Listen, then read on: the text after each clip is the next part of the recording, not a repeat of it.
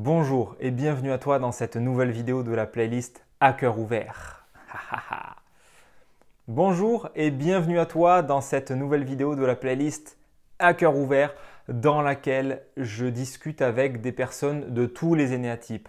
L'idée c'est quoi? C'est de te présenter chaque énéatype incarné dans le vivant, dans des humains comme toi et moi qui ont vécu leur type, qui connaissent leur type et qui vont nous amener du vivant là-dedans, de la nuance, pour sortir des clichés et amener beaucoup plus de corps, de cœur, d'esprit, de 3D à ce monde de l'énéagramme. Donc, juste avant d'accueillir la personne du jour, générique. Fabien, allez Fabien, réveille-toi. C'est l'heure de te réveiller. Bienvenue Jean, Merci. je suis ravi de t'accueillir pour qu'on parle ensemble d'énéagramme pour changer un peu et surtout de toi, ton expérience, ton type et rien de tel pour commencer, pour la mise en bouche, que tu nous racontes un peu comment c'est pour toi, comment était ta rencontre toi avec l'énéagramme? Ça s'est passé quand? Comment? Dans quel contexte? Alors, j'ai entendu parler pour la première fois de l'énéagramme, ça devait être en 2018. À l'époque, je suivais pas mal de chaînes YouTube de développement personnel.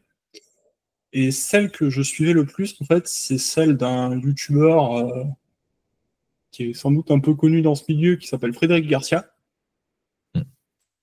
qui parle de développement personnel de manière très large.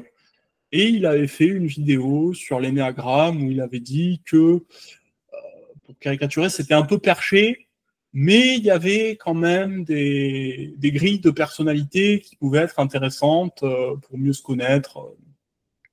Et à l'époque, comme je suivais beaucoup ce qu'il faisait, que j'ai lu pas mal de ses conseils de lecture, tout ça, je me suis dit, bah, je vais tenter le coup. Et donc, pour découvrir l'énéagramme, il conseillait un des bouquins d'Hélène Palmer, hein, qui est une spécialiste du sujet, américaine.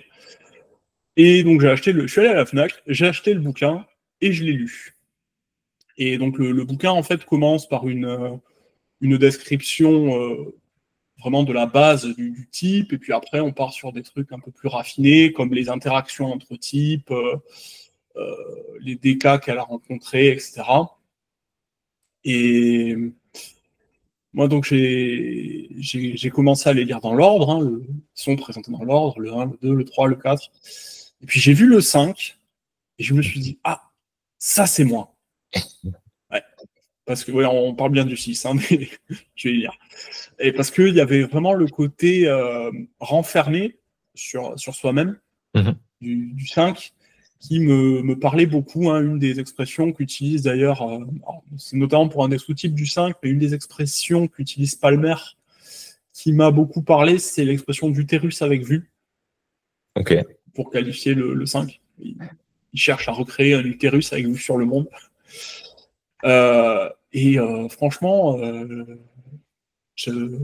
j'avais pas trop de doutes, quoi. Et le 6, quand j'avais lu le bouquin, ben je l'avais pas très bien compris, en fait, ce type. Parce que le fait qu'il soit loyal à un cadre, ça peut être tout et n'importe quoi, en fait. Il peut y avoir des cadres très différents, des cadres opposés sur plein de points. Ouais. Donc, c'est pas comme le 5 où on te dit, bah voilà, t'es quelqu'un de renfermé et tu restes dehors. Le 6 il peut être un peu n'importe quoi, suivant son cadre. Mais l'énéagramme, c'était une des grilles de développement personnel que j'avais vues parmi d'autres. J'ai lu le bouquin, je me suis dit, bon, je dois être à peu près par là. Comme j'avais eu en fait qu'une très brève introduction à l'énéagramme, j'avais pas du tout eu d'incitation à typer les gens. Ce qui fait qu'en fait, j'ai vite laissé tomber pour passer à d'autres grilles, d'autres trucs. Et c'est resté comme ça jusqu'en 2020, où j'ai découvert une autre chaîne YouTube que tu connais très bien. Je sais pas si tu veux que j'en parle librement ou pas. Moi, je pense pas plus que ça. Ouais, j'ai pas spécialement envie de faire de la pub, moi non plus. Mais donc une autre chaîne YouTube qui parlait aussi de développement personnel, on pourrait dire, mais sous une autre forme, plus spirituelle. et qui s'appuyait pas mal sur l'énéagramme et dont le tenancier proposait des séminaires en fait pour faire découvrir l'énéagramme aux gens. D'ailleurs, j'y suis allé en décembre 2020 et je crois que c'est là qu'on s'est rencontrés, on y était tous les deux. J'y suis allé un peu après, moi. C'est pas là qu'on s'est croisés. C'était pas là alors. Mais bref. Donc je suis allé là-bas et la personne donc, qui animait le séminaire n'a pas présenté les types dans l'ordre numérique, mais du plus facile à présenter selon elle au plus difficile. Et le séminaire s'est étalé sur 2 jours. Et la première journée, en fait, on a fait, je crois qu'on a fait tous les types orientés corps et tous les types orientés affect. Donc on a gardé vraiment les types mentaux pour le 2e jour. Et moi, je me souvenais quand même de 2018 et je me disais, non, mais moi, normalement, je suis 5. Et le type 6, en fait, comme c'est un type du triangle, l'animateur a préféré parler d'abord du 5 et du 7 pour enfin parler du 6, qui était, si on veut, une synthèse des 2. Et en fait, en sortant du séminaire, j'avais quelques doutes sur mon côté 5. Parce que je me disais, ouais, c'est vrai qu'il y a ça, c'est vrai que j'ai cette caractéristique d'être renfermé, mais je me sens pas vraiment orienté plein feu sur la connaissance, quoi. Et c'était vraiment quelque chose qui était ressorti de ce séminaire, pour le coup. Et le 6, j'y pensais, mais pas plus que ça. Notamment parce que dans les exemples de personnes si célèbres que l'animateur avait donné, il y avait des gens qui n'étaient pas forcément très recommandables, que je ne citerai pas si jamais la vidéo sort sur YouTube, mais voilà, il y avait des youtubeurs célèbres aussi que j'apprécie pas trop non plus. Tu veux dire des gens comme Adolphe, des gens comme... Ouais, des gens comme certains zététiciens aussi, que je trouvais fermés d'esprit à l'époque. Et je me souviens, en fait, la révélation, entre guillemets, m'est venue alors que j'étais sous la douche. Je me suis rappelé d'une petite phrase qu'on m'avait donnée au séminaire, que quelqu'un qui avait déjà fait d'autres séminaires m'avait donné pour m'aider un petit peu, c'est « Si jamais il y a un type qui te semble assez dérangeant, creuse-le. » Et c'est le 6 qui t'avait dérangé le plus? C'est le 6 qui m'avait dérangé le plus, ouais, parce que il a ce côté extrêmement fermé d'esprit, que j'aimais pas du tout. Alors que le 5, quelque part, c'était plutôt idéal de ce côté-là, parce que c'est le mec qui va tout explorer, mais uniquement d'un point de vue mental. Comme il veut cartographier absolument tout, il va aller tout regarder. Alors que le 6, lui, il a des grosses barrières, des grosses œillères qui disent non, ça, c'est pas bien, tu vas pas y aller. Et ça te parlait pas, du coup? Et ça me parlait pas. Mais en fait, si tu veux, je m'étais typé 5 en ne regardant que les bons, entre guillemets, aspects de ma personnalité. Mais en regardant les mauvais, je me suis dit, ouais, mais quand même, t'es quelqu'un de vachement exigeant. T'es quelqu'un qui est très, très, très entier, mais dans le mauvais sens du mot. C'est-à-dire qu'une fois que tu as décidé que tu ferais comme ça, tu feras pas autrement. Il n'y a pas que la connaissance qui te pousse à avancer. Et là, j'ai réexaminé le coup et je me suis dit, ouais, non. Surtout que là aussi, l'autre différence par rapport à quand je m'étais typé en 2018, c'est qu'il y avait d'autres personnes qui autour de moi se typaient. Et quand j'avais affaire à des 5, je leur disais, mais ouais, je vois pourquoi ils sont 5. Mais je leur ressemble pas parce que moi, j'ai pas ça en fait. J'ai pas cette volonté de connaissance pure et parfaite, entre guillemets. Moi, il y a vraiment une raison derrière et la raison, c'est qu'il faut que ce soit cadré, clair, précis. Sinon... Ouais, ok. Tu t'es vu moins creuser et moins approfondir des sujets que les 5 que tu voyais autour qui se typaient. Ça. Et du coup, ça t'a mis le doute, du coup. C'est ça. Et ça t'a orienté sur le 6 assez rapido ou t'étais encore en mode ah j'ai pas trop envie d'être ça, je l'aime pas trop lui. Non, non, c'est passé parce que j'étais dans une dynamique, comme je l'ai dit, de développement personnel mais orienté spiritualité. Et un des préceptes de cette école, pourrait-on dire, c'est que c'est pas dit comme ça, mais c'est comme ça que je l'ai ressenti. Il faut accepter qui on est, même si ça nous fait pas plaisir, même si on est un gros nul pour aller vite. Et je me suis dit, ouais, bon, ok, je suis peut-être comme ça. Et bon, l'avantage aussi que j'avais, c'est que j'étais pas le seul 6 de la bande. Du coup, j'ai pu trouver des épaules sur lesquelles pleurer. Et les autres 6 sont aussi venus pleurer sur mon épaule. Bref. C'était, entre guillemets, plus simple d'accepter la sixitude. Ouais. Il y a eu un moment particulier qui a fait justement, ok, bon, j'accepte la sixitude, là, il y a plus de doute, justement, paradoxalement. Il y a toujours des doutes avec un 6. Toujours. Mais paradoxalement, ce qui m'a poussé à accepter ma sixitude, c'était de faire comme tout le monde, en fait. Comme je l'ai dit, un des principes de cette voie de développement spirituel, si on peut appeler ça comme ça, bon, aujourd'hui, je la qualifierais plus comme ça, mais ça, c'est une autre histoire, c'est que il faut accepter qui on est, et peu importe si ça te plaît pas. Et du coup, je me suis dit, non, il faut que je le fasse, il faut que j'accepte. Ouais. Sauf que ça, en fait, ça s'appelle poser un cadre. Et je me suis dit, ah ouais, mais en fait, je ne peux pas ne pas vouloir être 6 précisément parce que je suis 6 et que je dois accepter que je suis 6. Parce que mon cadre me dit, tu dois accepter qui tu es. Ouais, ça fait du coup un truc qui boucle un peu sur lui-même. En méta, je tomberai toujours sur un fonctionnement de 6, en fait. Donc, c'est ça qui m'a fait penser, avec une bonne probabilité, mais qui n'est pas 100%, que oui, je suis probablement 6. Ouais, ok. Et est-ce qu'à ce moment-là, de ce que tu dis, tu t'es comme vu mettre un cadre en place, parce que ce que j'entends dans ce que tu racontes, que tu vois la mise en place du machin, et en méta, en te voyant en train de mettre en place automatiquement le machin, tu dis, oh, tiens, ça ressemble à du 6. Oui, et encore une fois, je comparais aussi avec les autres, notamment avec les 5, et eux, ils allaient explorer plein de pistes, tu vois, oui, mais s'il faut, je suis comme ça, mais s'il faut, je suis comme ça. Alors que moi, c'était, non, le plus vraisemblable, c'est ça, maintenant, t'es plus là, entre guillemets, t'es plus là pour réfléchir, quoi. Ça, tu le poses, et après, tu vas faire autre chose. Ok. Ouais, est-ce que tu veux dire par là qu'il y avait comme le réflexe de poser un truc pour après ne plus y penser, et parce que c'est le cadre et c'est bon, après je navigue dedans. Ouais, c'est ça. En fait, tu t'en sers d'une base solide sur laquelle tu vas pouvoir t'appuyer pour utiliser ton mental. Tu vois.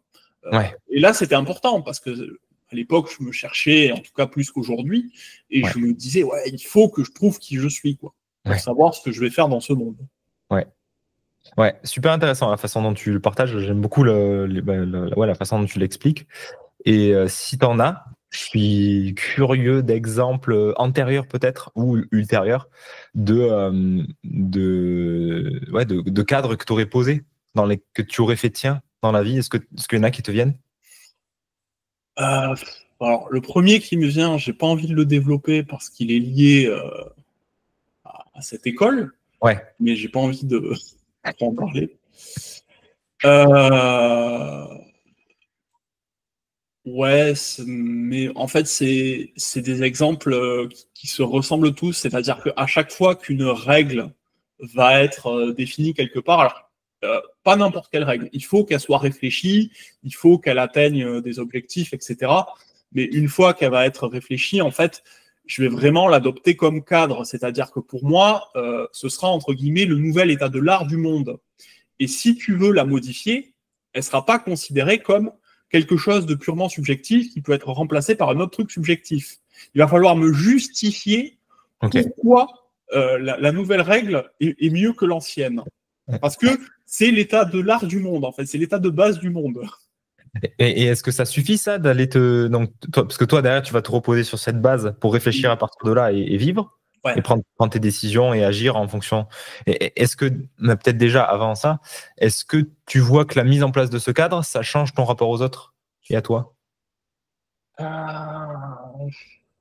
C'est pas forcément facile à voir parce que c'est quelque chose d'assez progressif, mine de rien. C'est-à-dire que moi, je le vois comme ça, mais le 6 que je suis ne va pas se jeter sur la nouveauté. C'est un peu comme si tu marchais sur une surface qui a l'air friable. Tu vois, tu commences par poser un orteil, tu vois si ça tient, ok, je peux poser peut-être tous mes orteils, et puis après, je vais poser la plante du pied, puis je vais finir par le talon. Et plus tu poses, en fait, plus tu vas être attaché au cadre, plus tu vas vouloir le défendre. Ouais, carrément. Est-ce que là, tu parles peut-être d'une variante plus, avec des gros guillemets, phobique du 6 qui peut-être a peur de la nouveauté ou... Je suis à grande dominante phobique.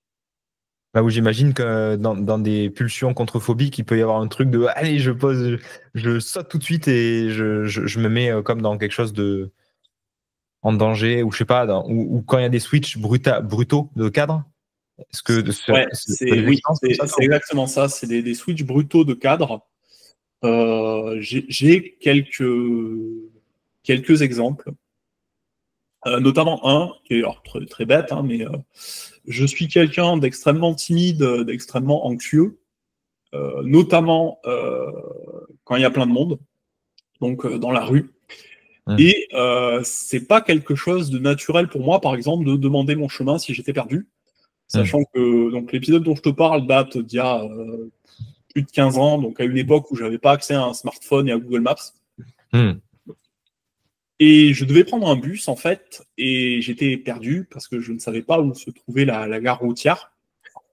Et je n'osais pas aller vers les gens jusqu'à ce que je n'ai plus le temps, en fait. Il fallait absolument que j'aie mon chemin et que j'y aille maintenant, sinon j'allais louper mon bus. Et bien, le cadre qui dit qu'il faut absolument que tu aies ton bus, il a provoqué un switch par rapport à ma personnalité qui a peur des gens.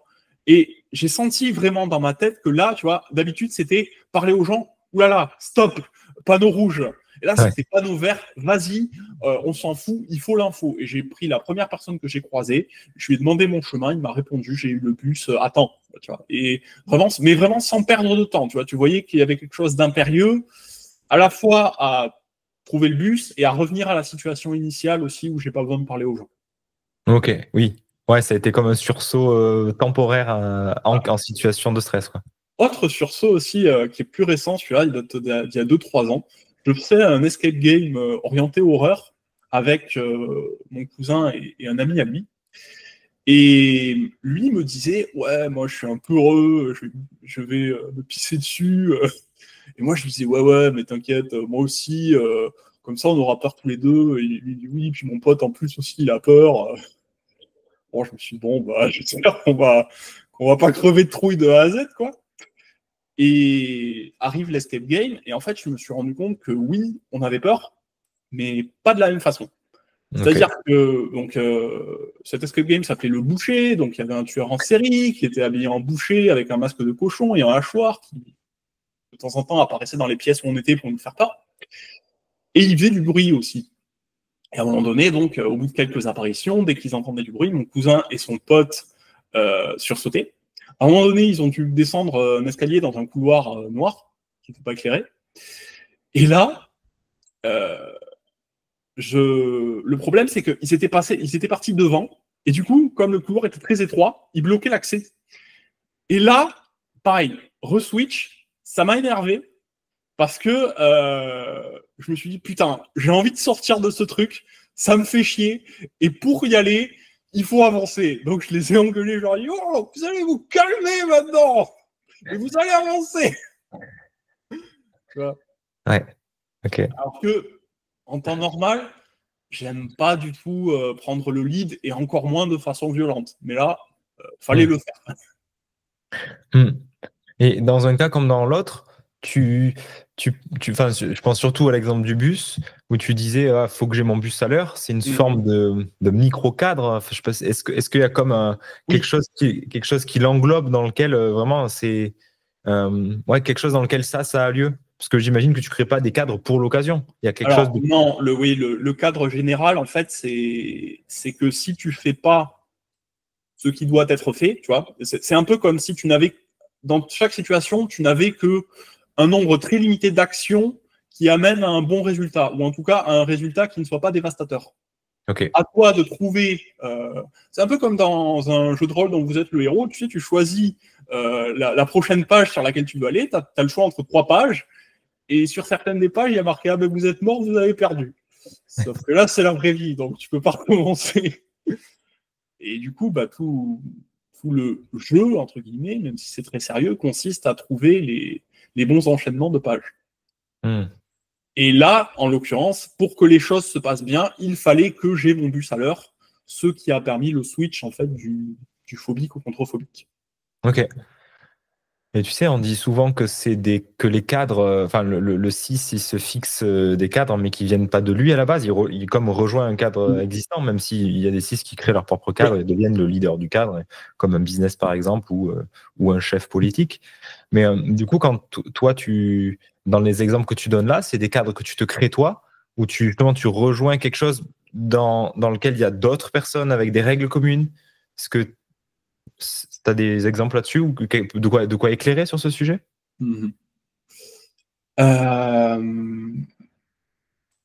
Alors, ça dépend si tu parles d'un cadre qui serait défini de manière objective, avec des règles qui pourraient être écrites, comme un règlement d'entreprise, par exemple. Ouais. Ou si tu parles de choses plus abstraites, comme des valeurs, des choses à faire à tout prix, ou au contraire à éviter à tout prix. Parce que moi, je dépends plutôt du second cas, c'est-à-dire que l'idée que dans chaque situation, tu n'as qu'un nombre limité d'actions qui seront les bonnes actions et tout le reste, ce sera des mauvaises actions. Ça vient de mon éducation. Et ça c'est ton cadre, du coup. Voilà, ça, c'est mon cadre global, mais même des cadres plus précis, oui, j'en ai aussi, dans le sens où quand je finis par poser le pied entier sur une surface qui m'a l'air pliable, là, je deviens très, très, très regardant sur le règlement, en fait, du lieu en question, en fait, du groupe en question. J'ai à cœur vraiment de le respecter. Parce que si je ne le respecte pas, et là, on rejoint l'autre cadre qui est plus abstrait, le groupe risque d'exploser, en fait. Ok. Même s'il n'y a pas d'éléments tangibles de preuve, d'indice de ça. C'est toi qui vas imaginer. Non, tout à fait, c'est une forme de paranoïa. Et du coup, est-ce que on dit souvent le 6, il anticipe le pire, il imagine tous les scénarios catastrophes. Il y a des 6 qui me disent non, pas que, j'envisage plein de scénarios, dont des catastrophes. En tout cas, il y a un mental qui suranticipe potentiellement. C'est comment pour toi le rapport au futur, aux situations que tu imagines potentiellement? J'ai énormément de mal à imaginer des issues positives, en fait. Parce que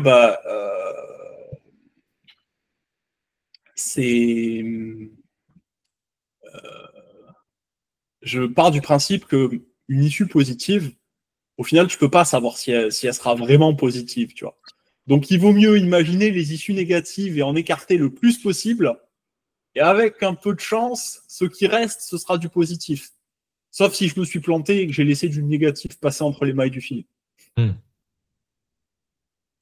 Mais les issues positives, en fait, je peux les imaginer, mais j'y crois pas. Je juge leur probabilité très très très basse et probablement plus basse que ce qu'elle est en réalité. Ouais, ok. Et est-ce que ça te donne un sentiment de plus de sécurité, ou quelque part ça ne fait que renforcer l'insécurité qui demande finalement de encore plus anticiper, de encore plus de cadres? Non, ça renforce l'insécurité dans le sens où, si tu veux, je pense que quelque part, je crois qu'on ne peut pas vivre en sécurité. On peut que vivre dans un minimum d'insécurité, en écartant le maximum d'insécurité possible. Et dans ce que tu te vois faire, comment on réduit le maximum au maximum le risque quand on est 6? On pense tout le temps à ce qui pourrait advenir, à ce qu'il faut faire aussi, parce qu'il y a le cadre qui te dit ça, il faut le faire, ça, il faut le faire, ça, il faut le faire. Sachant que les actions qu'il faut faire, souvent, c'est des actions qui sont crues à tort ou à raison comme diminuant l'insécurité par principe.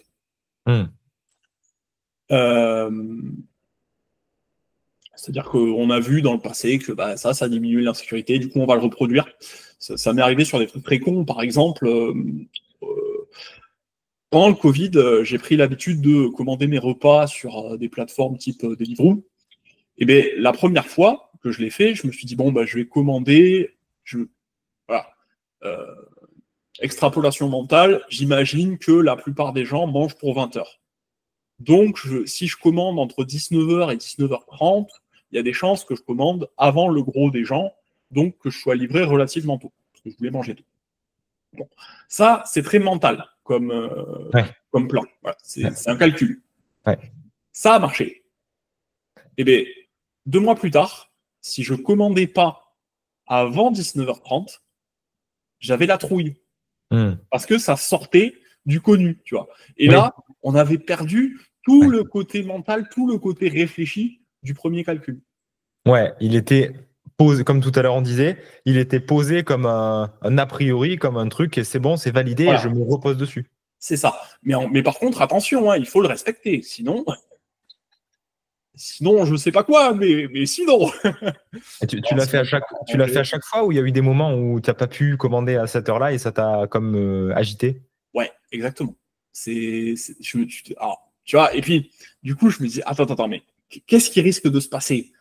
Et en fait, j'arrivais pas à avoir une vision claire des issues possibles. C'était, non, mais il faut pas, ça va mal se passer. Oui, mais pourquoi? Je ne sais pas, mais ça va mal se passer. Ok. C'est des moments où tu avais des transes de confusion, du coup, tu n'arrivais plus à penser clairement? Oui, j'étais surtout débordé par mes émotions, en fait. Ok. Parce que du coup, tu aurais un centre émotionnel en soutien? Je sais pas vraiment. Je sais pas vraiment parce que j'ai tendance de mon point de vue, à sacrifier et l'instinctif et l'émotionnel. L'émotionnel me semble quand même un peu plus probable, mais c'est pas. L'émotionnel et l'instinctif sont pas loin en termes de taille, quoi. Ok, ouais. Et je voulais revenir sur. Tu l'as dit plusieurs fois. Tu as dit il faut faire. Ouais. Est-ce que ça veut dire que dans ton rapport à l'action, il y a quelque chose de l'ordre de la contrainte et où il peut y avoir un manque d'entrain parce que du coup, il faut le faire, donc complètement. Flemme, mais je vais le faire. Complètement. C'est exactement ça. C'est putain, je pas envie de le faire. Ouais, mais il faut le faire. Sachant que le 6 est un mental, donc il pense tout le temps. Donc à chaque fois que je pense à un sujet, de temps en temps, il y a un truc comme ah oui, tiens, en fait, à propos de ce sujet, faut que tu fasses ça. Ouais, mais j'ai pas envie. Ouais, mais il faut le faire. Parce que sinon, et il m'arrive de pas le faire. Mais là, je culpabilise à mort. Ouais. Non, il aurait fallu le faire, non. C'est la culpabilité qui prend le relais et tu te fouettes. Voilà. Ouais, c'est ça. Ok. Après, voilà, je tiens quand même à rassurer les auditeurs, si jamais la vidéo est diffusée, j'ai évolué là-dessus, je me connais mieux, j'ai réussi à mieux adapter mon environnement, ça va mieux, voilà. Ouais. C'est pas une fatalité, voilà. C'est cool, que je voulais faire passer aussi, parce que sinon, je pense que les gens qui se pensent suisses, s'ils m'écoutent, ils risquent de se prendre. Effectivement, toi qui nous écoutes, attends encore un peu parce qu'on va aussi parler de ce qui était cool dans cette compréhension du 6 et de ce que ça a pu amener. Je pensais à quoi? Oui, c'est ça. Je crois que le type 6, c'est probablement le plus fréquent chez les gens avec qui avec qui je discute et les gens que j'ai en accompagnement. J'en ai beaucoup des 6. Et j'observe que la vision d'agir avec plaisir, c'est difficile à comment dire, à envisager. À avancer avec la joie, en écoutant ce que j'ai au fond de moi, il y a comme une difficulté d'accéder, en premier lieu en tout cas, à ce qui me fait vraiment plaisir, ce que moi j'ai vraiment envie. C'est comme si c'est une putain de tâche aveugle. Oui, tout à fait. Et ça m'intéresse bien d'avoir ton regard là-dessus, Jean.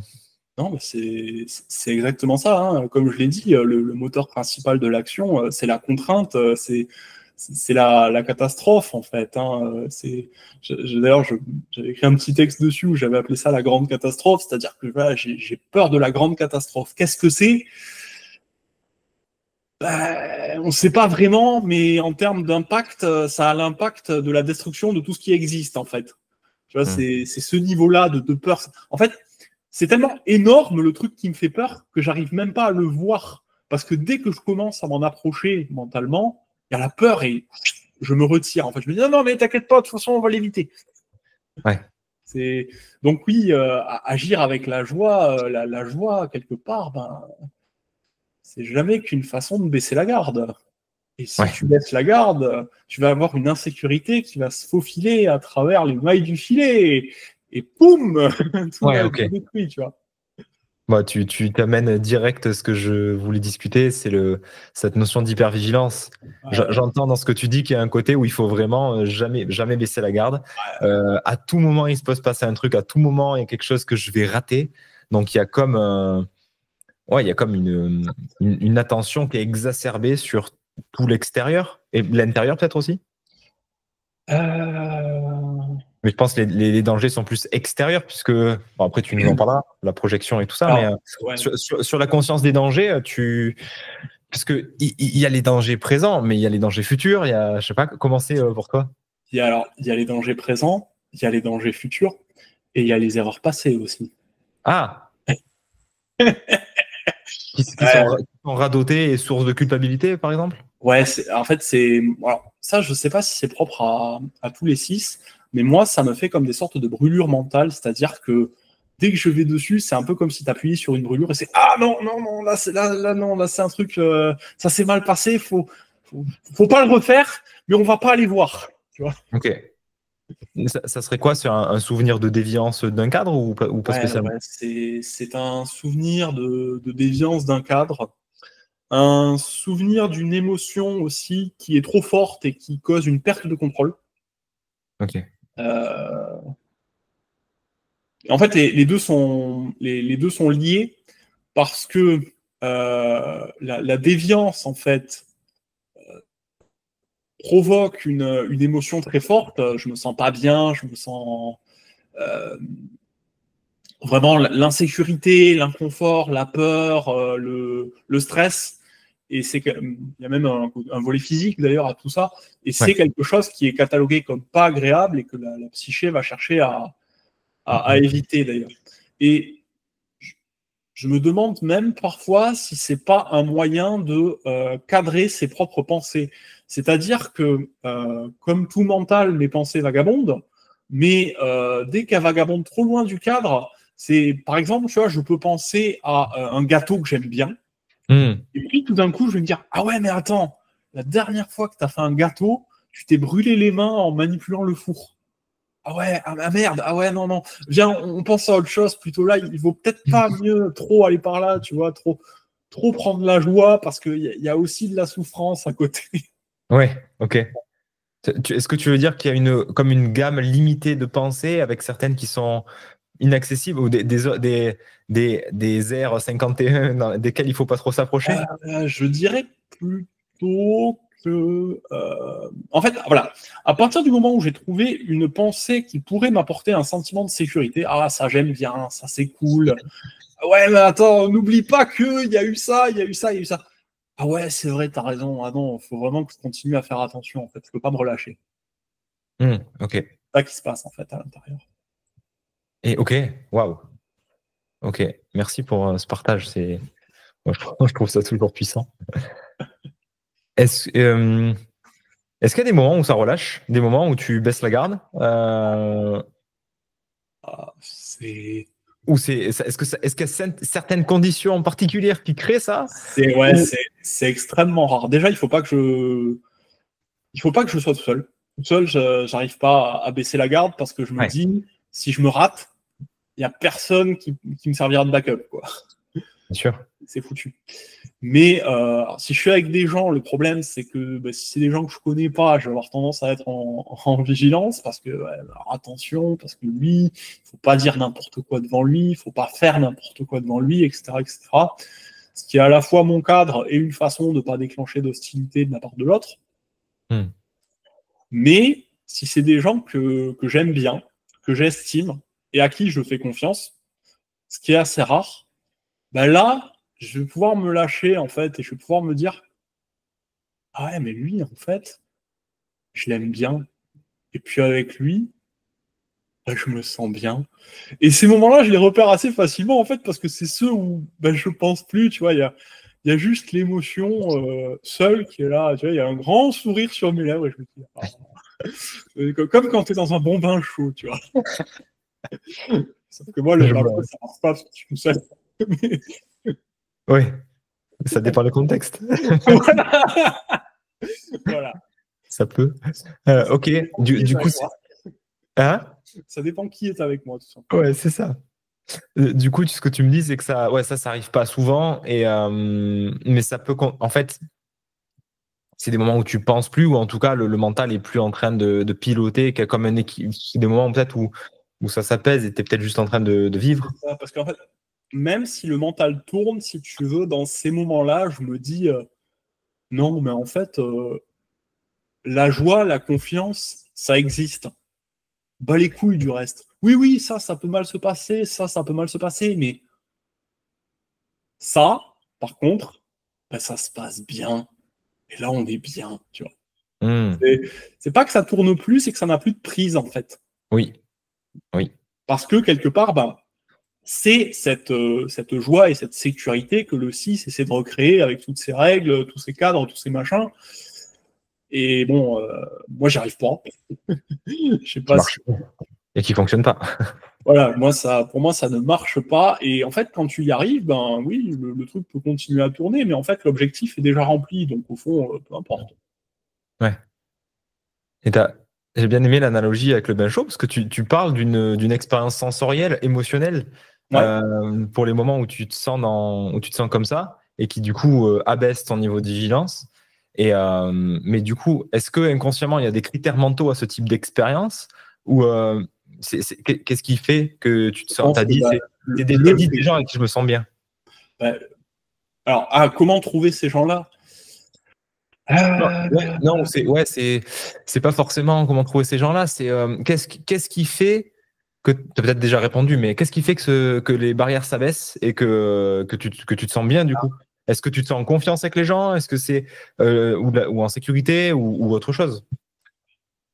Ben, pour rester sur les néagrammes purs et durs, euh, c'est des gens avec qui je me sens pas seul parce que je sens que eux peuvent me voir.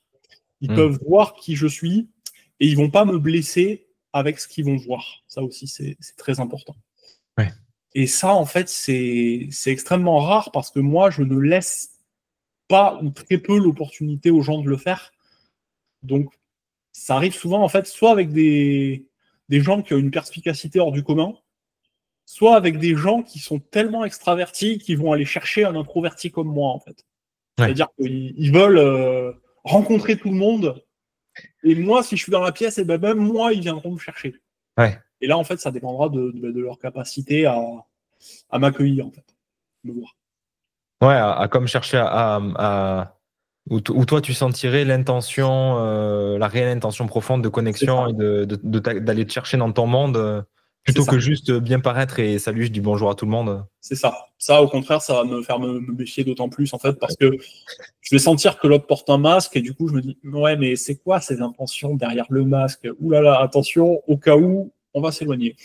Oui, oui, oui, complètement. Mm.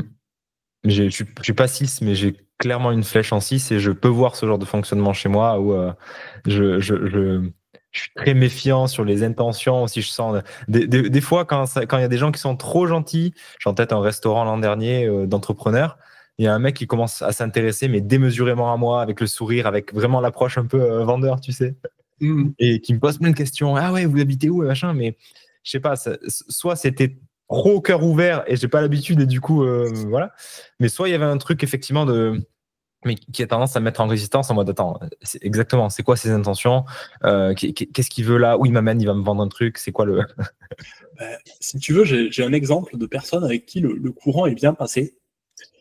Je ne donnerai pas de nom, mais je vais quand même détailler un peu l'histoire. C'est mon ancienne chef maintenant, malheureusement, au boulot. Donc elle est devenue ma chef courant 2023 et à ce moment-là, je traversais une mauvaise passe. J'étais en télétravail toute la semaine, je sortais pas de chez moi. Bref, ça n'allait pas bien. Et elle, en fait, elle venait d'arriver et elle voulait rencontrer l'équipe. Et moi, je n'étais pas au bureau. Et à un moment donné, elle a insisté pour me voir. Et bon, comme je remontais un petit peu la pente, j'ai accepté d'aller la voir, mais j'avais quand même un peu peur parce qu'elle s'était montrée un peu insistante pour savoir qui j'étais.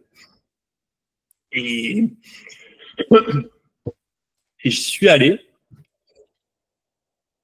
Et bon, politesse d'usage, même si elle est très très cash, un langage relativement familier, mais dans le bon sens du terme, qui met à l'aise, quoi. Et une des premières questions qu'elle me pose, c'est Jean, est-ce que tu aimes ton travail? Alors là, je te dis pas le niveau de stress et de méfiance. Alors là, qu'est-ce que je lui réponds? Parce que si je lui mens, en plus, j'avais déjà capté que c'était quelqu'un de très perspicace. Donc je me suis dit, si je lui mens, elle va le sentir, elle risque de mal le prendre, mais si je lui dis la vérité, à savoir que mon travail, surtout à l'époque, maintenant ça va mieux, mais ne me passionnait absolument pas et que ça me pesait même d'y aller, je lui dis, si je lui dis ça, il y a une chance sur deux que je sois viré. Bon, dans les faits, non, j'aurais pas été viré, mais bon, moi je vois que les issues négatives, hein, et les tout négatifs. Et je lui dis, et là, tu vois, je me dis, non, mais elle est pas. Je sais pas, j'ai senti une sincérité en fait chez elle. Elle me posait la question parce qu'elle voulait vraiment connaître ma réponse, quelle qu'elle soit. Elle n'avait pas de plan derrière la tête. Et je lui dis, bah non. Et elle me répond, ah ben moi non plus. Mon taf, il est purement alimentaire. Ok. Et là, moi qui pensais qu'on allait parler travail, on a parlé psychologie, on a parlé développement personnel, on a parlé du genre de sujet dont tu parles sur ta chaîne en fait. Yes, cool. J'ai découvert quelqu'un de profondément intéressant, mais surtout profondément humain. Et ça m'a fait du bien aussi de la rencontrer parce que ça m'a montré que tous les profils qui avaient l'air ouverts ne l'étaient pas uniquement pour l'embrouille et la manipulation. Il y en avait qui pouvaient être sincères aussi dans leur volonté de découvrir l'autre. Est-ce que ça a comme brisé une croyance, une croyance, un tabou même, parce qu'au bout de cette croyance qui te dit que non, mais si les gens ils sont gentils, c'est qu'ils veulent se servir de toi, ça crée une sorte de tabou qui est du coup, je vais pas m'approcher des gens et je vais pas m'ouvrir à eux. Tu vois. Bah ouais. Et est-ce que cette seule expérience, elle a suffi à faire bouger cet endroit-là et où du coup, ça a comme remodelé ta vision du monde? Alors, ça a changé des trucs, déjà, notamment parce que le boulot est devenu un cadre sûr pour moi, en fait, alors qu'il ne l'était pas avant, et ça s'est manifesté de façon très concrète. Hein. J'ai commencé à sortir aux soirées d'entreprise, j'ai sympathisé avec beaucoup de mes collègues, voilà, je plaisantais avec eux, avant j'étais beaucoup plus en retrait. Bon, grâce à cet événement, du coup? Ouais. Ok, cool. Alors, après, il y a eu aussi un changement de cadre qui a fait que, puisque pendant très longtemps, j'étais en télétravail, c'est pas le meilleur endroit pour faire connaissance avec ses collègues.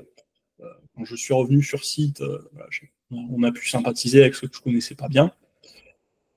Et ouais, ça a changé le cadre à ce niveau-là. Ça m'a rendu peut-être un peu plus ouvert aussi sur les propositions que je reçois de rejoindre telle ou telle soirée, telle ou telle invitation, tel ou tel machin, tu vois. C'est-à-dire qu'avant, je disais non systématiquement. Aujourd'hui, il y a 70% de chances que je dise oui, même si je ne vais pas forcément rester jusqu'au bout. Ça, c'est suivant comment je le sens. Tu vois. Ouais, ok. Waouh. Et si on reste sur cette notion de cadre, un truc qu'on a un petit peu évoqué, du coup, dans la déviance, est-ce que tu peux nous parler du couple déviance-projection? Je peux pas dévier, je peux pas me permettre de dévier, surtout pas, danger. Du coup, je vais projeter mes ombres, je vais projeter des choses inacceptables à l'extérieur d'eux, loin de moi, Ouais. Je sais pas, si tu as des exemples, des trucs pour rendre le truc vivant, parce que souvent les gens ne comprennent pas ça, Alors, déjà, je vais donner ma vision générale du truc, et si je trouve un exemple en cours de route, je te le donne. Ouais. Mais en fait, c'est surtout la projection, un moyen de rendre l'autre responsable de ma propre déviance. C'est-à-dire que si dans mon cadre, il y a, si un de mes interdits, c'est je ne dois pas m'énerver, parce que ça provoque des troubles, dès que l'autre va dire un truc qui va m'énerver, ouais, mais lui, il est énervant, et puis il s'énerve, et puis il fait chier, c'est sa faute. Ouais, ok. Alors qu'à la base, c'est moi qui ai un problème avec la colère, c'est pas lui. Mais tu vas le voir chez lui et tu auras l'impression, une très forte impression que c'est lui qui est en colère. C'est ça. C'est ça. C'est ça, tout à fait. Et dans ce cas précis, est-ce que c'est un vrai cas ou juste un exemple Mais ça m'arrive très souvent d'ailleurs, hein, de m'échauffer parce que je suis quelqu'un, comment dire, je m'échauffe assez vite, mais je le vois jamais sur le. Enfin, en tout cas, il m'arrive de m'échauffer, mais je le vois jamais sur le moment. Je m'en rends toujours compte a posteriori. Ouais. Alors, ouais, mais là, en fait, t'étais vachement plus énervé que ton interlocuteur. Ouais, mais c'est lui qui était énervé. Il y a toujours ce mécanisme de défense qui se met en place. Non, mais c'est lui qui m'a énervé, c'est sa faute. Et alors après, tu vas pas forcément lui projeter la même chose, mais tu vas lui projeter plein de défauts qui vont justifier en fait ta déviance. C'est-à-dire que lui, de toute façon, il est hors du cadre parce qu'il a tel défaut, tel défaut, tel défaut. Et moi, alors ça c'est un peu plus subtil dans la projection, c'est moi, ok, je me suis peut-être un peu énervé, mais je me suis quand même beaucoup moins énervé que lui. Autrement dit, je reste quand même beaucoup moins déviant que lui, donc ça va. C'est l'inverse du 8 qui te dit ouais, j'ai pris des coups, mais il en a pris 8 fois plus. Moi, c'est mais alors, c'est vrai, on s'est éloigné, mais je suis celui qui s'est éloigné le moins. Ok, ouais. Donc, par la comparaison, ça permet de préserver l'image de soi. Ouais, ok. C'est ça, parce qu'au final, les cadres sont assez relatifs, et comme le 6 doute de lui-même, en fait, comment tu sais en fait si tu es déviant ou pas? Quand tu as du doute, tu regardes les autres, tu te dis ouais, ok, je m'énerve, mais lui, franchement, moi, ça va à côté. Sauf qu'après, tu te dis ouais, mais est-ce que c'est quand même suffisant mon niveau de non-énervement? Est-ce que j'en fais pas trop des fois, tu vois? Et tu restes dans cet entre-deux où tu n'es jamais rassuré par les autres, et jamais complètement rassuré par les autres, et jamais complètement rassuré par toi-même. Parce que de toute façon, il faut que tu restes vigilant. Oui, comme tu dis, il n'y a pas un élément tangible qui te fait dire, je sais pas, mais j'ai l'impression qu'il n'y a pas d'élément précis pour dire, là, je dévie. Ouais, sauf si. Sauf s'il y a une règle écrite. Tu as un cadre qui te dit je dois faire 20 minutes de vélo par jour. Qui a été mon cadre à un moment donné. Mais le problème là-dessus, c'est que en fait, tu finis toujours par poser des petits cadres à côté du premier. C'est-à-dire que, ok, je dois faire 20 minutes de vélo, mais à quelle vitesse? À quelle résistance? Parce que c'est un vélo d'appartement. À quel niveau de résistance? Et tu vois, au final, la question qui revient en fond, c'est mais est-ce que j'en fais assez? Est-ce que je prouve assez ma fidélité au cadre? Et c'est pour ça que le 6 est mieux dans des cadres où il y a un chef qui lui dit là c'est ok, là c'est bon, là c'est pas ok. Tu vois. Parce que si tu es tout seul avec ton propre cadre, comme à l'époque où tu faisais du vélo, il se passe quoi? Sur le moment, tu es content, parce que tu dis j'ai fait mes 20 minutes, j'ai respecté le cadre, puis après tu dis ouais, mais t'as peut-être pas résisté assez, t'aurais peut-être pu faire plus longtemps. Le cadre, en fait, tu peux lui donner vraiment une valeur objective, faire 20 minutes de vélo, mais au fond, ça reste quelque chose d'extrêmement subjectif. C'est être assez ceci, être suffisamment cela. Alors, si jamais, il y en a peut-être qui ont noté des liens avec le type 5, j'ai une L5. Donc, mon cadre va souvent reposer sur ma capacité, en fait, à faire quelque chose. Plus le côté être digne d'eux, qui là, pour le coup, se rapproche vraiment de la loyauté du 6. Ouais, ok. Et est-ce qu'il y a un moment où tu peux lâcher ce truc des 20 minutes parce que tu abandonnes le truc, si c'est que toi en référence avec toi et que tu n'as pas de compte à rendre? Non, il faut qu'il y ait quelqu'un en qui j'ai confiance, ce qui est assez rare, qui me dise non, mais là, c'est bon, c'est ok, tu peux arrêter. D'accord, ouais. Mais Du coup, tu as continué. du coup, j'ai continué jusqu'à ce que j'arrête complètement, en fait. Parce que le 6 ne peut pas avoir un nombre infini de règles dans son cadre. Ah, oui. À un instant T, tu n'en as qu'un nombre limité. Et si tu veux en faire rentrer une nouvelle, il y en a une autre qui doit sortir. Ah, ok. Moi, je fonctionne comme ça et j'estime avoir une limite assez basse. Il y a peut-être des 6 qui arrivent à faire 20 000 trucs dans la journée. Moi, c'est pas mon cas.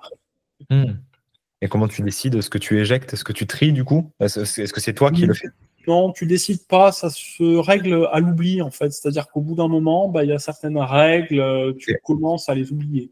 Par exemple, mon histoire de vélo, à un moment donné, ça marchait bien parce que j'étais sur un serveur Discord avec des potes et on mettait chacun les activités qu'on voulait faire dans la journée.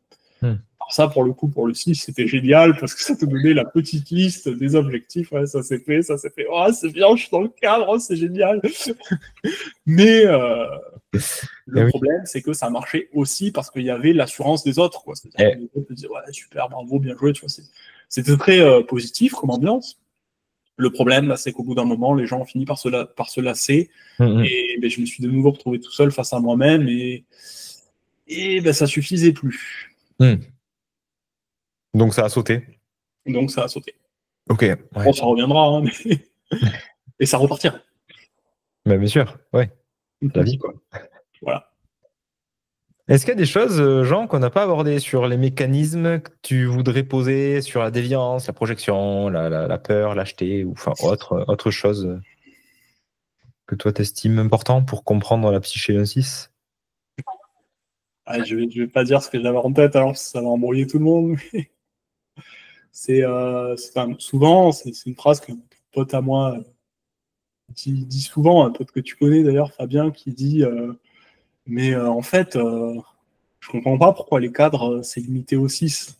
Parce qu'au fond, tout le monde a des cadres, tout le monde a des règles qui suivent. Oui. Et la réponse que je donnerais à ça, en fait, c'est que oui, les gens suivent les règles, mais pas pour les mêmes raisons. Le 6 a peur que le monde explose, en fait, s'il ne respecte pas les règles. Ouais. Et puis moi, ma vision du truc, c'est que c'est pareil sur plein d'autres types. Moi non plus, je déteste les conflits, je les évite autant que je peux. Ou plein de gens qui me disent, mais moi aussi, j'ai un besoin de reconnaissance ou la valeur du 3, ou bref. Oui, moi, la validation par autrui dont j'ai besoin, ça peut passer par de la reconnaissance. Mais c'est juste que moi, dans ma perception, c'est disproportionné. C'est-à-dire qu'on ne mettra pas autant d'emphase sur le respect d'une règle, enfin en tout cas moi, que toi par exemple, parce que quand c'est le sujet de notre énéatype, c'est comme si ça fait vous, c'est par rapport à tous les autres énéatypes, la valeur, le 3, poum, ou la sécurité pour le 6, poum. Mais pour autant, il y a aussi la tendance à interpréter comme une règle ce qui pourra ne pas être interprété par une règle par les autres énéatypes. Par exemple, un 3, si tu lui donnes un conseil de réussite, lui, il va le prendre pour ce que c'est, à savoir un conseil, un moyen d'atteindre son objectif. Alors que pour un 6, ça peut devenir une règle, parce que ça peut devenir un cadre, et que du coup, il va falloir le respecter pour ne pas être dans la déviance. Ouais. C'est un conseil pour la personne qui l'a donné. Carrément. J'ai un excellent exemple pour illustrer ça. Brièvement, c'est un pote que j'ai accompagné un peu l'an dernier sur le développement de son activité. Il y a un de ses thérapeutes, enfin son thérapeute, mentor, coach, il lui a dit tu peux faire ça pour développer ton activité, à savoir aller prospecter, aller voir des commerçants et tout. Parce qu'il l'avait aidé sur le plan thérapeutique, sur ses crises d'angoisse et tout, il s'est dit du coup, je vais faire exactement comme lui pour développer mon activité. Sauf qu'il s'est cassé les dents parce que ça l'épuisait, parce que c'était pas son mode de fonctionnement. Il y allait, mais boule au ventre, fatigue et machin. Et il a pris comme conseil, un truc, je pense, d'un élément du cadre, et il a fallu derrière revenir dessus pour dire, mais est-ce que c'est bon pour toi, ça, en fait, c'est pas en train de te faire du bien. Et puis depuis, il a ça a pris du temps, mais il a lâché dessus, parce qu'effectivement, c'était devenu une obligation. Ah tiens, quelque chose aussi que j'ai pas, que je pourrais détailler, c'est il m'est arrivé en fait de lâcher un cadre. Ah, c'est le moment positivité, attention, c'est rare. Et que ça se passe bien. Ouais. Et je pense que ça s'est bien passé parce que dans ce cadre-là, je m'étais fait des amis et je m'étais bien rendu compte que ce qui me plaisait le plus, en fait, ce qui m'apportait le plus de joie et de bien-être, c'était pas le cadre lui-même, c'était ces amis-là. Et je savais que je pouvais lâcher le cadre sans les perdre, en fait, parce que j'avais d'autres moyens d'être en contact avec eux. Et du coup, c'était un cadre pour lequel je m'investissais beaucoup, mais un peu comme le gars dont tu parlais qui faisait les choses mais avec la boule au ventre.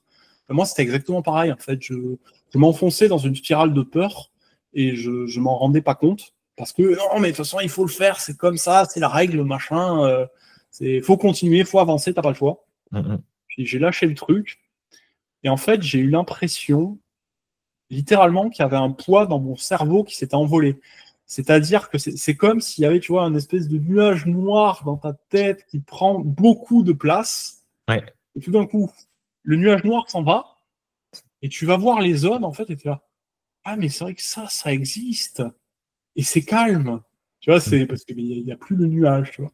Et du coup, tu as l'impression que le monde est plus vaste dans ce genre de cas. Parce que les limites du cadre ont disparu. Simplement. Donc, tu vois plus loin. Ce qui, quelque part, te demande de lâcher prise, entre guillemets, et d'être OK avec le fait que ça lâche, j'imagine. Ouais. Peut-être qu'avant, ça n'aurait pas été le cas. Voilà. Alors, après, ça a aussi lâché parce que le cadre était attaqué depuis un moment. Il y avait des trucs qui ne me plaisaient pas. Et à un moment donné, c'était soit ce cadre-là, soit d'autres cadres qui allaient lâcher. Et bon, c'est celui-là qui a lâché. OK. Oui, parce que du coup, il y a des cadres qui peuvent rester même s'ils sont pénibles pour toi ou même s'ils sont en train de se morceler, tu vas comme les garder ou il y a un moment donné où ça fait plus de sens. Tant qu'ils ne sont pas considérés comme remplaçables, en fait, ils ne seront pas remplacés. Et ce que je veux dire par là, c'est tant que tu n'auras pas trouvé un autre cadre qui est censé t'apporter ce que le cadre en perdition t'apportait, ou tant que tu n'auras pas réalisé que parce que ce que d'autres cadres t'apportent, tu peux laisser tomber ce cadre-là, parce que tu n'as pas la même chose, mais tu as mieux, en fait, quelque part, tu ne peux pas laisser tomber. Ouais. Si je devais prendre un exemple, tu es un 6, tu veux absolument prendre ta voiture pour aller au boulot, mais voilà, les règles actuelles, le maire de ta ville change toutes les règles et du coup ça devient un enfer pour les voitures. Et ce qui était à la base un avantage devient vraiment un détriment. Un peu comme ce que je disais tout à l'heure avec mon histoire d'heure de la pizza, tu vois, c'est-à-dire qu'au début, ça marche bien et c'est adapté. Oui. Ensuite, la situation change, ça devient inadapté, mais toi, tu t'en fous, tu restes sur ton cadre. Oui. Et puis, au bout d'un moment, tu vois qu'il y a des transports en commun dans ta vie, tu te dis, je vais peut-être les prendre quand même. Ouais, mais quand même. Et puis, un beau jour, tu as un pote en qui tu fais confiance qui te dit, non, mais viens avec moi, tu vas voir, c'est plus simple. Il vous d'y aller. Et là, tu te rends compte qu'en fait, c'est mieux. Parce que c'est plus facile, tu vas plus vite, tu arrives à l'heure. Ouais. Là, en fait, ça va, je peux arrêter. Du coup, je vais prendre les transports en commun. Ouais. Et après, c'est toujours pareil, c'est-à-dire qu'au début, c'est rationnel et adapté à la situation. Tu peux lister les avantages objectifs des transports en commun. Par la suite, ça peut devenir automatique. Et si un jour, les transports en commun de ta ville ils deviennent complètement dégradés et que ça devient de nouveau plus avantageux de prendre la voiture, tu le feras peut-être pas tout de suite. Ouais, donc il y a quand même toute une phase où tu remets pas en question et voilà, une fois que le truc a été posé dans le cadre, c'est des règles un peu figées que tu te fais en sorte de Ça, respecter. c'est ça. Et ok, pour finir là-dessus, quels sont les éléments ou les situations qui font que tu vas remettre en question les règles et le cadre lui-même? Parce que on a dit que Alors, même si la situation n'est pas adaptée, tu vas pas pour autant le remettre en question. ouais, mais un cas qui peut pousser à ça, c'est si le cadre a un leader et qu'il ne respecte pas ce que je considérais être les règles du cadre. Ouais, ouais. Parce que là, le leader, c'est un peu l'incarnation vivante des règles. Et l'incarnation vivante des règles qui va à l'encontre des règles Et ouais. est quand même un sacré paradoxe qu'il va falloir résoudre à un moment. Donc, soit tu dis, non, non, mais en fait, les règles, ça a toujours été ça, et tu suis le leader, mais la plupart du temps, avec le 6, il se passe l'autre possibilité. C'est-à-dire que tu te dis, non, non, mais là, ça marche pas. Du coup, je vais continuer à être fidèle aux règles, et pour ça, je vais partir. Hmm. Du coup, le cadre des règles, lui, que tu veux suivre, il est toujours là, mais le cadre physique du groupe, par exemple, dans lequel tu étais, bah, lui, il n'y est plus. Oui, oui, oui.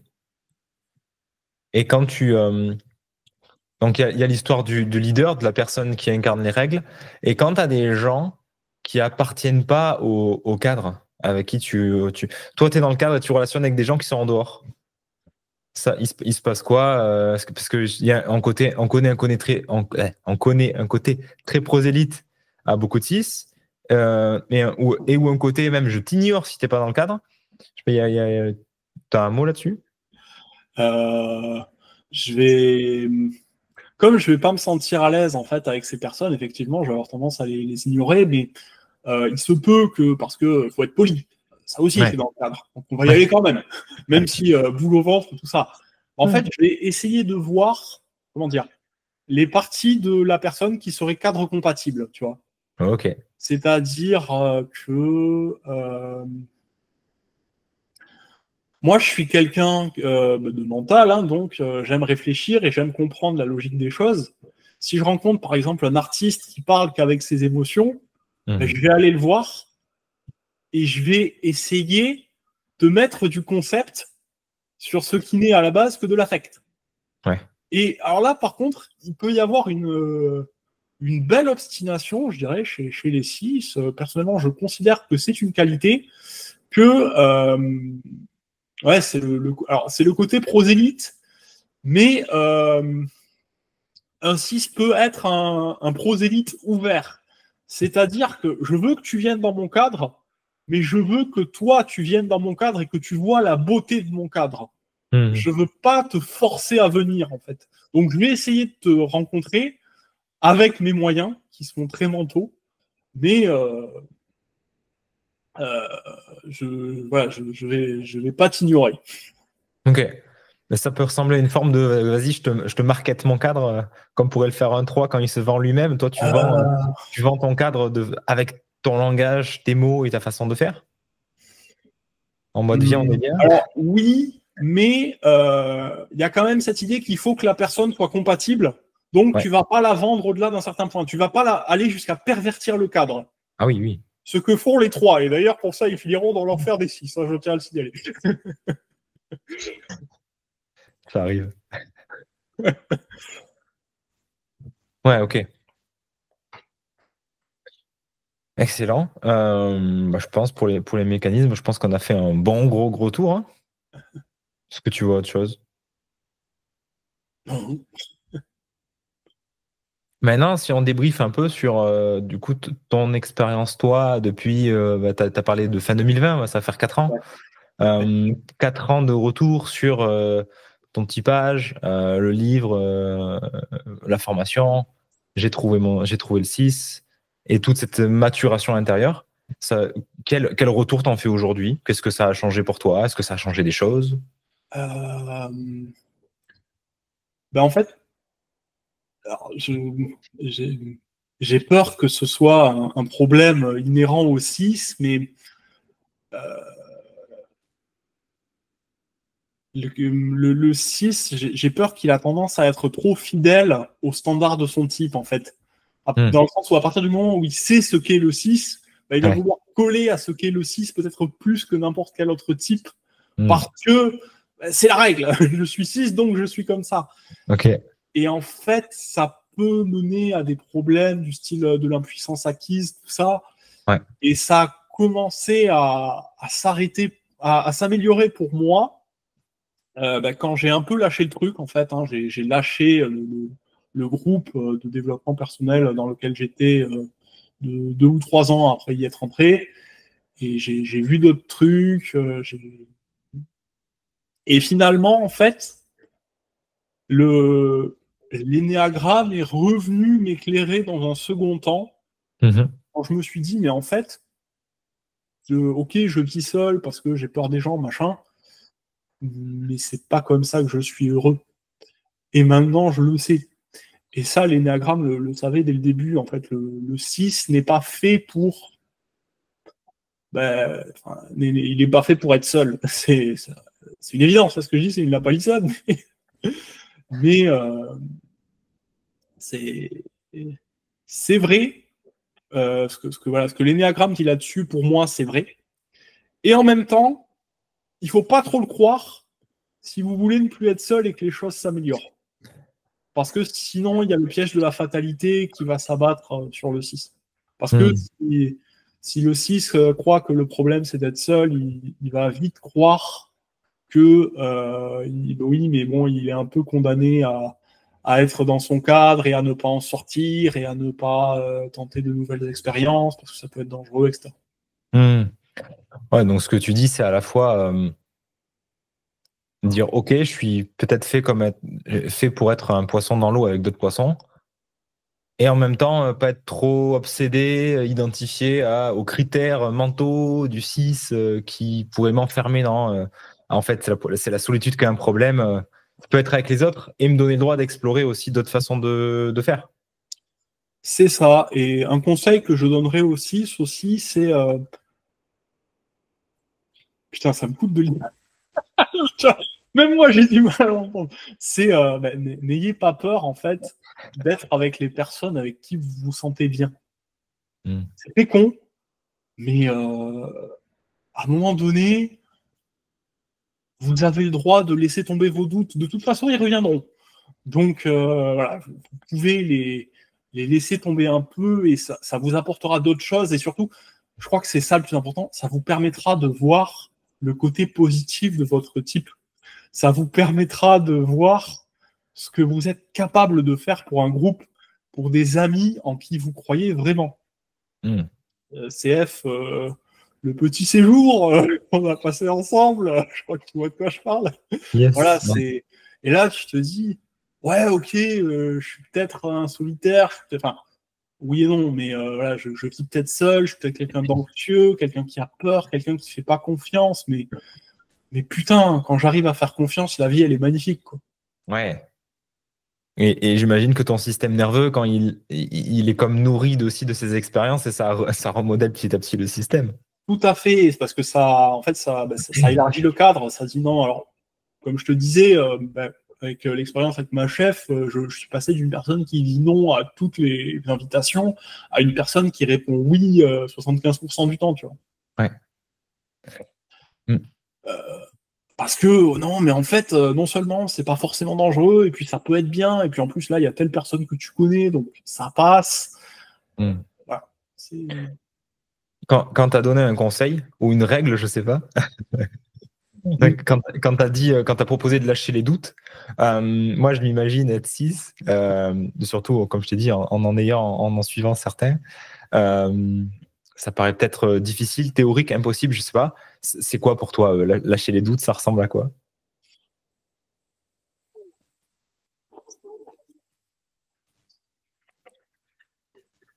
À ça. Juste à ça, en fait. C'est quand tu sors du mental.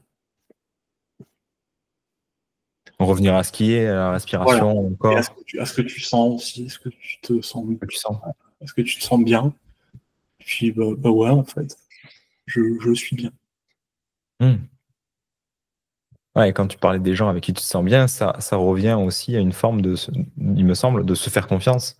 Je me fais confiance dans ce que je sens. Ok, là, il y a ces gens, et en fait, putain, ouais, mon ressenti, mon corps me dit que mais c'est ok, c'est cool.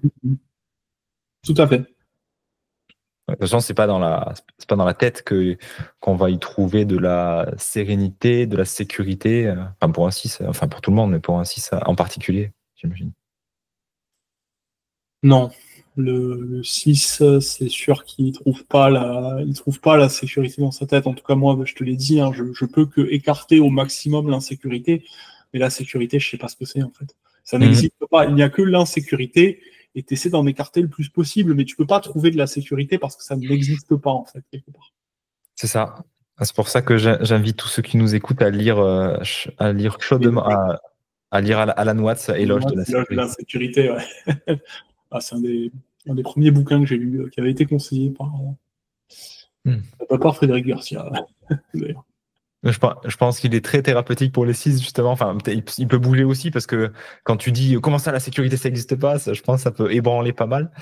Mais en même temps, effectivement, le paradoxe d'aller trouver la sécurité dans l'insécurité, puisque c'est que dans le présent, c'est que dans le ressenti, et que ça. Ah, mais oui, c'est tout à fait. En le lisant, si tu veux, je me projetais dans l'histoire, quoi, comme si j'étais à la noix, et je me disais, oh putain, ça doit être génial de vivre comme ça. Moi, j'y arriverai jamais, mais ça doit être génial. Et oui, parce que c'est effectivement, le mental peut pas vivre ça par définition, quoi. Bah, il peut en créer une sorte de double virtuel, en fait, mais il peut pas le vivre dans la vraie vie. Bah, ouais, d'où le fait que ça fait toujours plus de la même chose. C'est ce que tu disais, c'est que je peux pas vivre la sécurité avec mon mental. Par contre, je peux amenuiser l'insécurité.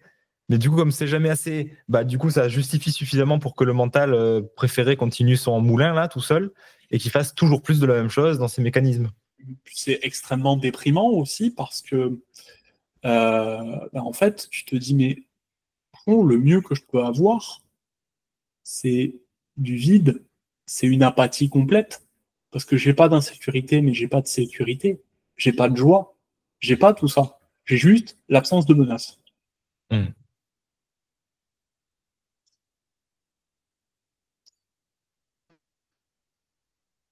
Alors qu'en fait, paradoxalement, oui, c'est ce qu'on disait, la sécurité ne vient pas avec l'absence de menace, mais elle vient avec la joie, et c'est ce que je disais tout à l'heure, c'est-à-dire que ton schéma de méfiance, il tourne toujours, tu vois, le processus tourne toujours, mais il a plus de prise, en fait. Parce que, ouais, c'est vrai, ça tourne, mais il y a la joie, et là, on est bien. Et la joie aussi, c'est important, tu vois. Ah bah oui. Est-ce que du coup, aujourd'hui, c'est cool pour toi d'être 6, là où tu as beaucoup de gens qui disent ah putain, les 6, c'est le pire. Bon, je pense qu'on dit ça de plein de types, mais bon. Est-ce qu'il y a quelque chose de bah oui, c'est ok, c'est cool d'être ça, même à un endroit. Après, pour ne rien te cacher, je ne sais pas ce qui, dans ma personnalité, découle du 6 et découle d'autres choses. Oui. Mais disons que pour moi, c'est devenu cool d'être 6 très récemment, quand j'ai réalisé ce que le 6 pouvait apporter au monde, en fait. C'est-à-dire que si on croit à l'énéagramme, le type, c'est pas quelque chose qu'on a choisi, c'est pas quelque chose sur lequel on a une prise, mais par contre, on peut choisir, entre guillemets, comment on va incarner son type et ce qu'on va en tirer. Et voilà, en ayant vu ce que je pouvais apporter de positif au monde avec les travers de mon type, avec la vigilance, la capacité, mais aussi, parce que qui dit vigilance dit capacité à planifier, qui dit peur de la déviance dit attachement très fort à un groupe et aux personnes qu'il y a à l'intérieur. Il y avait le prosélytisme, qui est la vision négative, mais la vision positive, c'est que mine de rien, bah, si tu penses qu'une personne peut peut-être rejoindre ton cadre, bah, tu vas t'intéresser à elle, et il y a possibilité de nouer des relations. Tout ça, un 6, il a parfaitement les armes pour le faire. Et le seul truc, en fait, je dirais, qui va lui manquer jusqu'au bout, pour aller jusqu'au bout, et pour être heureux, c'est justement de ressentir le positif dans ce qu'il fait. Mhm. C'est le plus difficile, mais à partir du moment où c'est possible, alors là, le monde change et les cadres ne disparaissent pas, en fait, mais ça devient comme les anneaux d'une immense chaîne qui se succèdent pour aller où tu as envie d'aller et relier qui tu as envie de relier, en fait. Mhm. Et pour toi, pour toi, c'est quoi la quintessence? Tu parlais de ce que le 6 il apporte au monde. Qu'est-ce qu'il y a de plus beau que toi, tu te vois apporter au monde ou que tu t'inspires d'apporter au monde ou que tu penses que le 6 il peut apporter aux autres?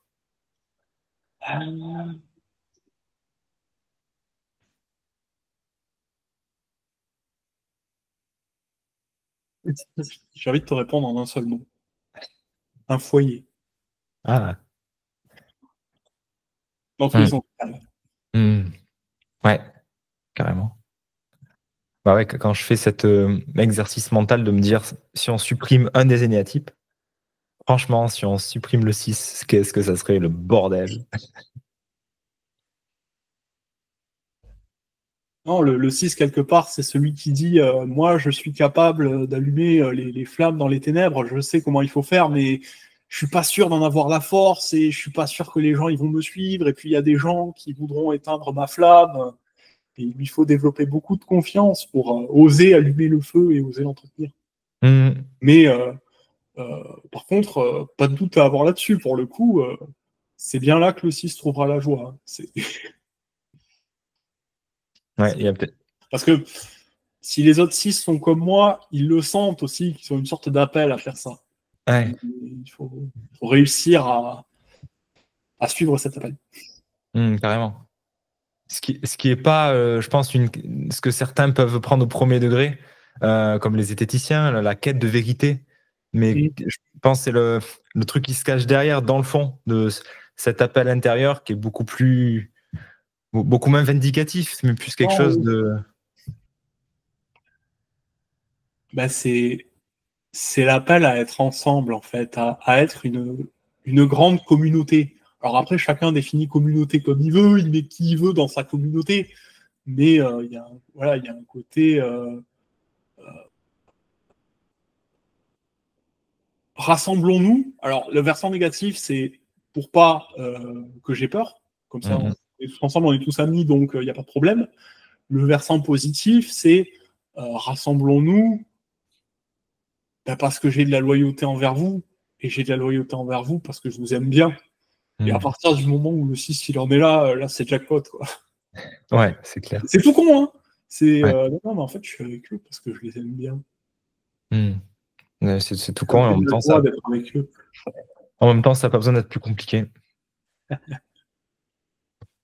Merci pour ça. Est-ce que tu as l'élan d'ajouter quelque chose d'un mot de la fin ou c'est bon pour toi?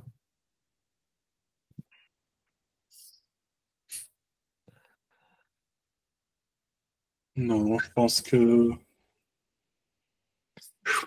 tout a été dit. Je pense que des gens trouveront ce qu'ils veulent dans tout ce que j'ai dit, c'est-à-dire que s'ils veulent trouver de quoi être inspirés à aller de l'avant, ils le trouveront. S'ils veulent trouver des trucs qui leur font peur, ils le trouveront. S'ils veulent trouver des trucs pour dire que les cadres, c'est de la merde et que les diagrammes, c'est n'importe quoi, ils le trouveront aussi.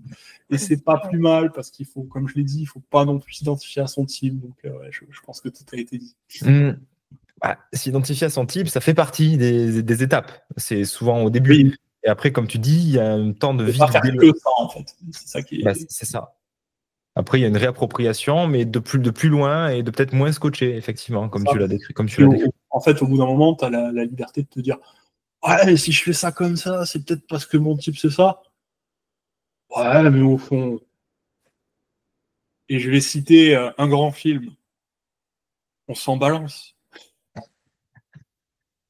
C'est Retour vers le futur. Une des dernières répliques, c'est le doc qui fait un voyage dans le temps pour revoir son ami Marty, et Marty me dit, mais vous m'avez dit que si ça faisait ça, ça pèterait l'espace-temps, c'est horrible. Et le doc, il lui dit, oui, mais ça balance. Parce qu'eux, ils sont contents, ils sont entre eux, ils sont entre amis, ils sont bien. Yes. Alors pour un 6, tu vois, la première interprétation de la scène, c'est ah mais non, mais c'est n'importe quoi, c'est complètement irresponsable, ils vont tout casser. Ça explique très bien le mécanisme aussi, c'est qu'au bout d'un moment, tu vois, ouais, mais ça vaut le coup.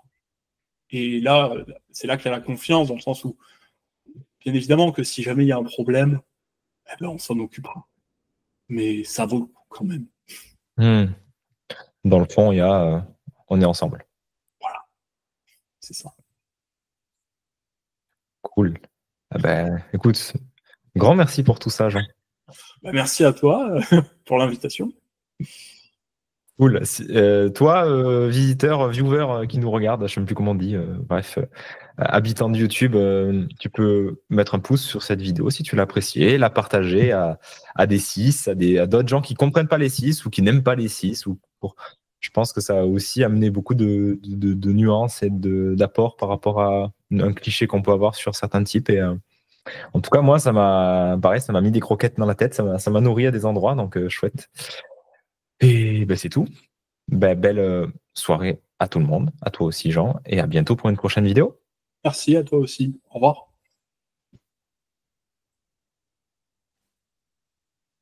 Et voilà. Allez, j'arrête.